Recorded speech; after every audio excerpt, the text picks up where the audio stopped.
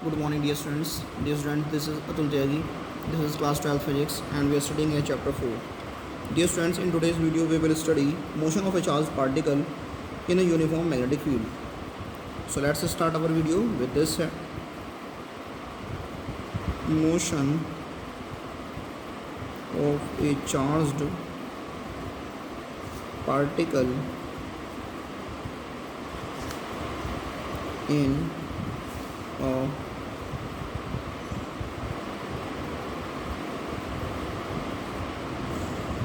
a uniform magnetic field.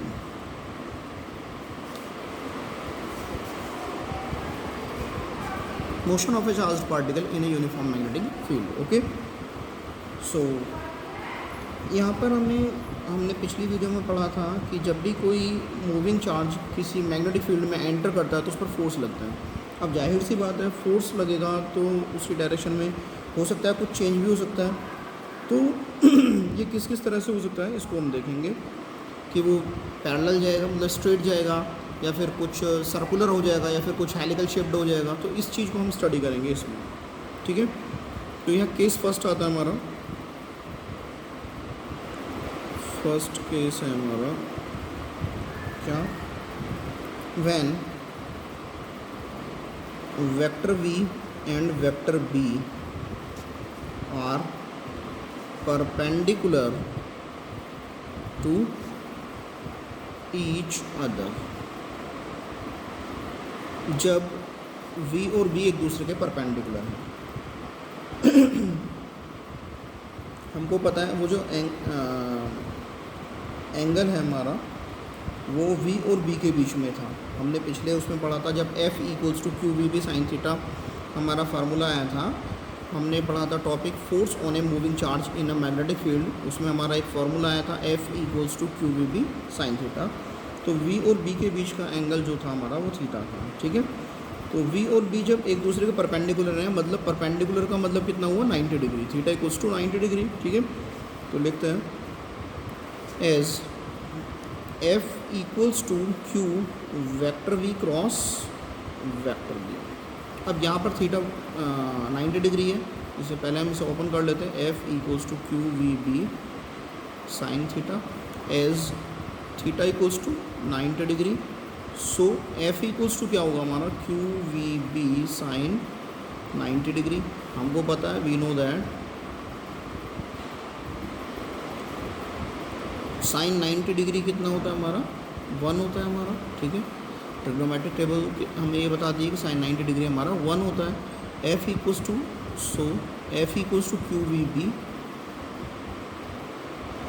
Into 1, F equals to Q V. Okay, ये जो होगा हमारा डायरेक्शन जो इस फोर्स की होगी परपेंडिकुलर होगी किसके, v के, और b के दोनों के परपेंडिकुलर होगी, ठीक है। अब जब v के परपेंडिकुलर है तो जाहिर सी बात है सर्कुलर मोशन एग्जीक्यूट करेगा। सो हम इसे आगे लिखते हैं, direction of this force, direction of this force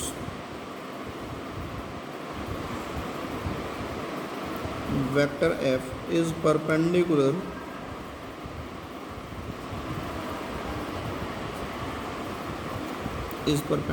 to both कौन v एंड बोथ में हमारा क्या वेक्टर। अब जब फोर्स v के परपेंडिकुलर है तो जाहिर सी बात सर्कुलर मोशन एग्जीक्यूट करेगा। तो लिखते हैं सिंस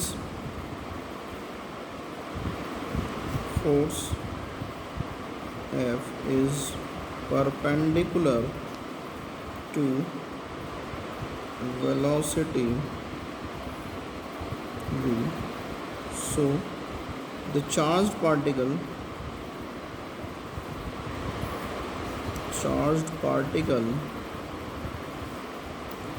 will execute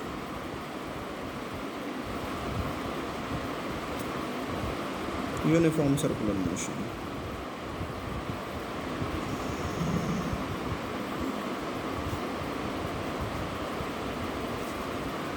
ठीक है। अब यदि उस सर्कुलर जो मोशन करेगा, उस सर्कुलर मोशन में जो इसकी रेडियस हो r हो और v स्पीड हो पार्टिकल की, तो क्या होगा, if r is the radius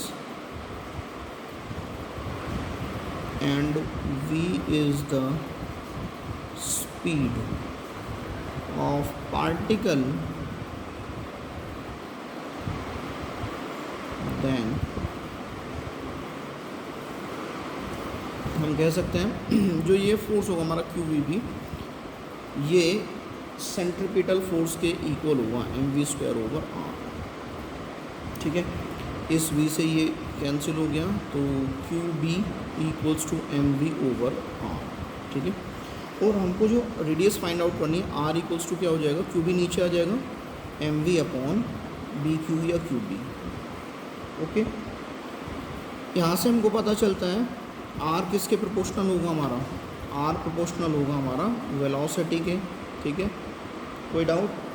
अच्छा, अब हम क्या करते हैं, मतलब जितनी ज़्यादा वेलोसिटी होगी उतनी ही रेडियस ज़्यादा होगी। थोड़ा सा हम इसको बना कर देख लेते हैं। ये कंसीडर कीजिए, ये कोई मैग्नेटिक फील्ड है perpendicular to the plane of paper downward, मतलब इनवर्ड कह सकते हैं इस टाइप से, जैसे ये इस टाइप से ऐसे एंटर कर रहा है, आपको पता ही है।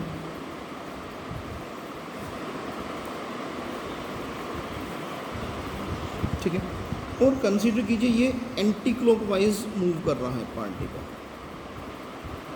मतलब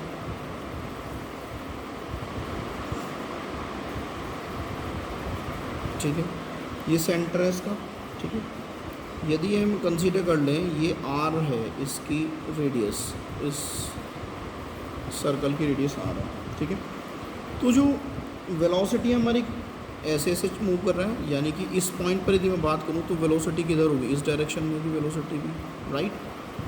ठीक है, अब इसके परपेंडिकुलर है हमारा, तो फोर्स की डायरेक्शन हमारी ये होगी, ये फोर्स की डायरेक्शन। ठीक है, अच्छा ये कंसीडर करते हैं, ये जो चार्ज है हमारा कैसा है, पॉजिटिव चार्ज है। हमने पहले ही बात की थी पॉजिटिव चार्ज पार्टिकल। मैं थोड़ा सा इन्हें ब्लैक से किए देता हूँ ताकि कंफ्यूजन ना रहे, क्योंकि सारे में यहाँ कहीं आप एक्स वगैरह समझने से, आर है, ये रेडियस है, this is force m, this is velocity vector, this is positive charge particle. Okay, so ये डायरेक्शन है हमारी मोशन की।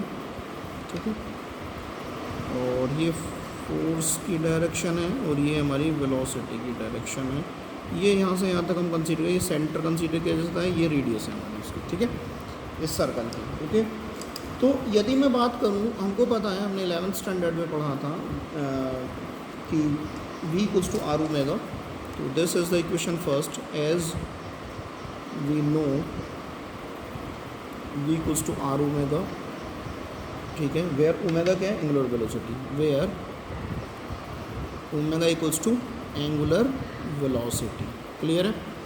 तो यहाँ पर हम लिख सकते हैं r equals to m into v के प्लेस पे r ओमेगा पुट कर दूँ, ये v जो है हमारा, इसके प्लेस पर r ओमेगा पुट कर दूँ, r omega over B Q. इस r से ये r कैंसिल हो जाएगा, एम्प्लाइज फ्रॉम हेयर, यहाँ क्या बचेगा, 1 equals to m omega upon B Q.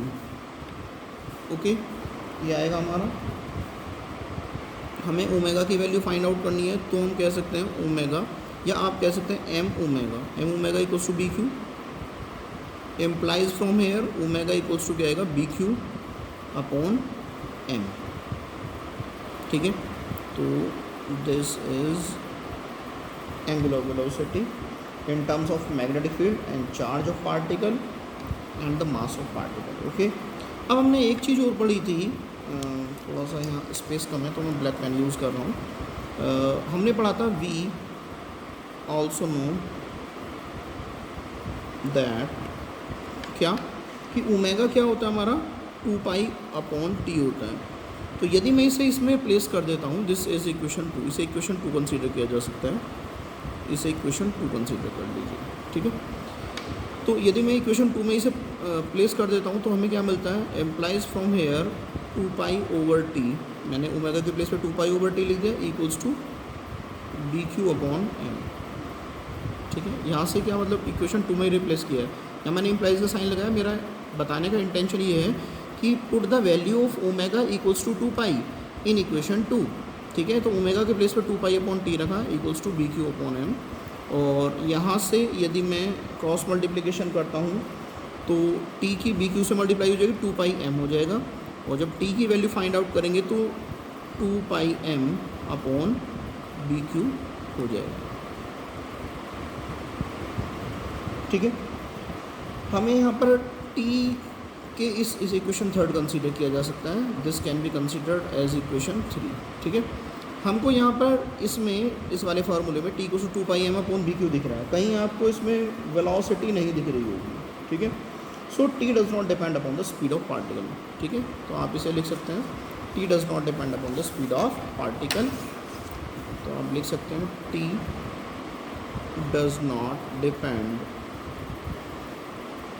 Upon speed of particle, okay. अच्छा, अब केस सेकंड आता है हमारा।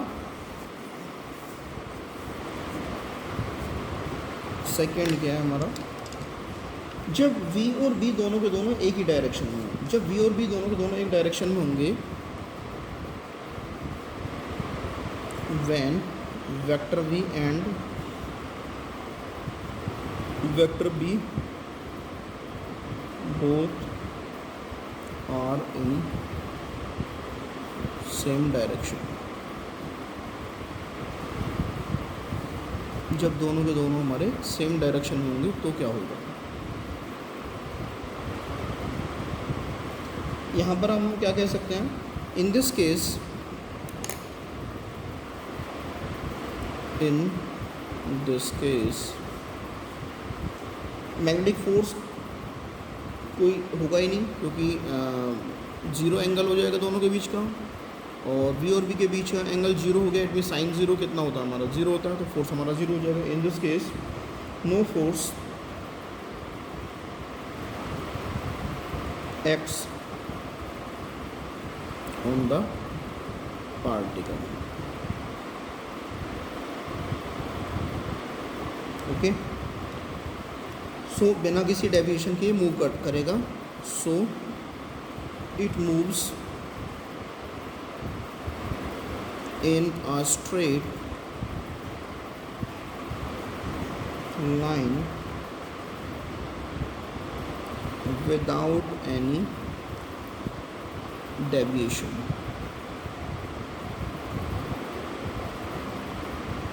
ओके। अब थर्ड केस आता है हमारा, जब v और b कुछ एंगल पर हों, जब v और b किसी एंगल पर हों, यानी कि when vector v and vector b are at an angle, ठीक है। तो कंसीडर करते हैं हम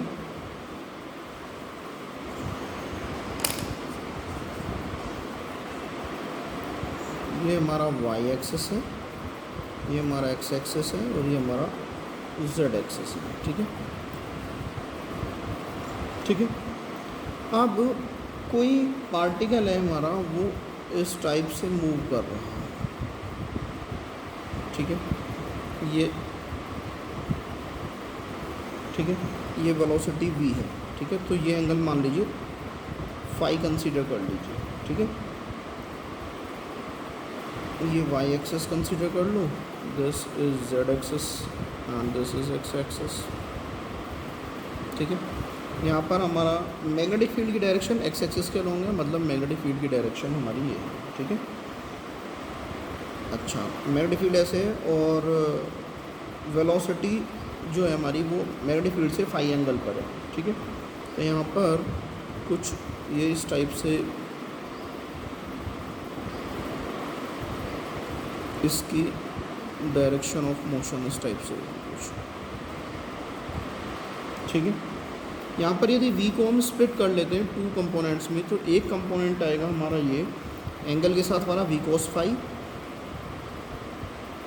ठीक है, और ये वाला हम कंसिडर कर सकते हैं that is v sin phi, ठीक है। तो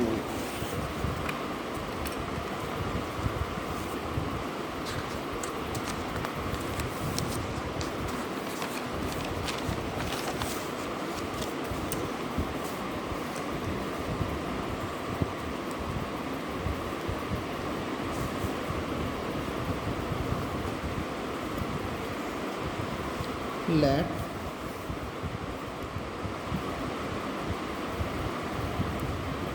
velocity v vector is making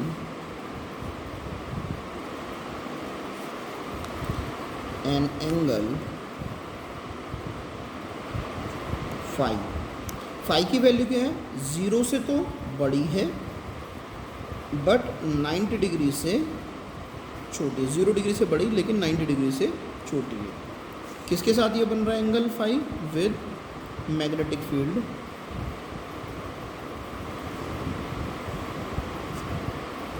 vector v, ठीक है। तो यहाँ पर दो कंपोनेंट होंगे, there will be two component. किसके होंगे टू कंपोनेंट्स, वेलोसिटी के, there will be two components of velocity.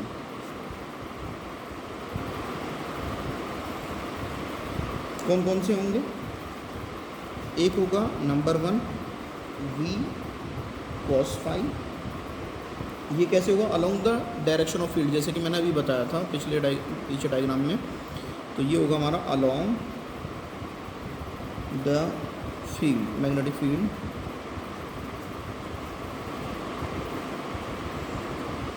और दूसरा जो कंपोनेंट होगा वो होगा v sin फाई, वो इसके परपेंडिकुलर होगा, perpendicular to the field direction.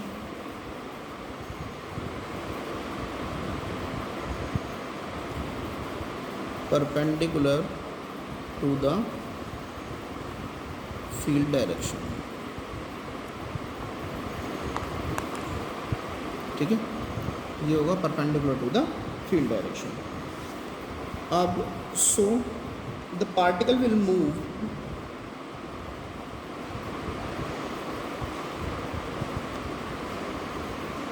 in a circular path, in a circular path,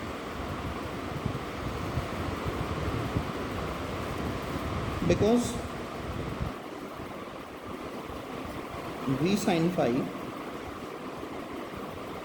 because of circular path किसके काम करेगा, v sin phi के काम, और जो लीनियरली मूव करेगा वो हमारा v cos phi के क्या लोग मतलब v cos phi के काम करेगा। And at the same time, and at the same time it will have a linear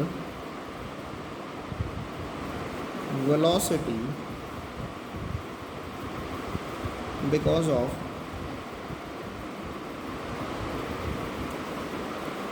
v cos phi, यानी कि it means it starts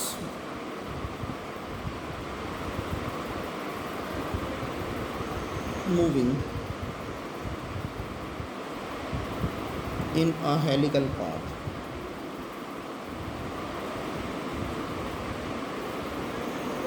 as shown in the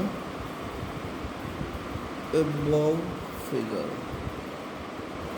थोड़ी देर पहले जो मैंने फिगर बनाई थी उसमें ये शो किया हुआ है। रेडियस ऑफ हेलिक्स क्या होगी हमारी,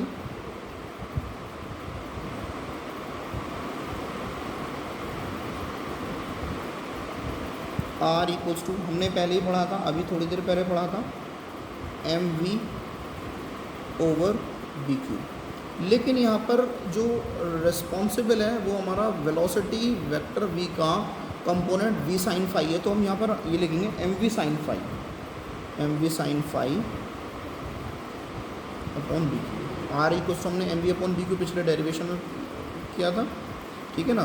तो यहाँ पर क्या आएगा, M we sine phi upon B Q, ठीक है। This is the radius of helix, okay. Time period हमने निकाला था, उसी में time period to complete one revolution.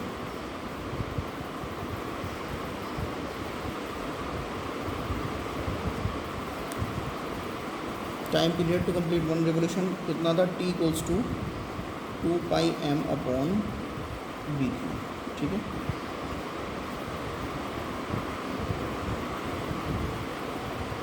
Pitch of helix,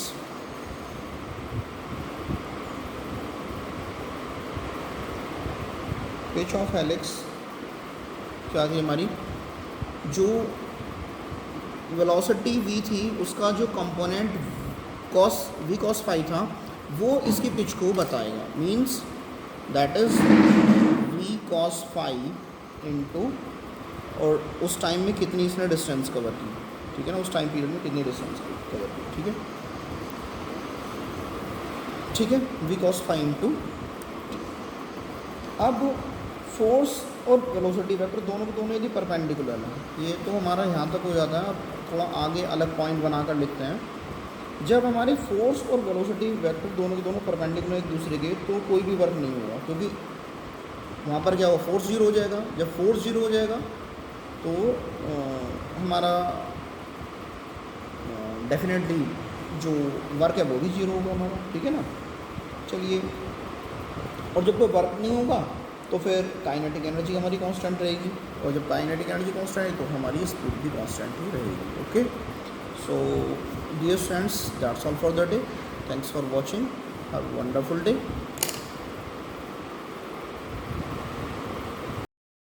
please press the subscribe button, hit the bell icon, select for all and like the video.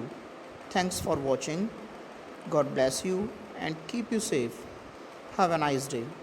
Once again, thank you for watching. Thanks again.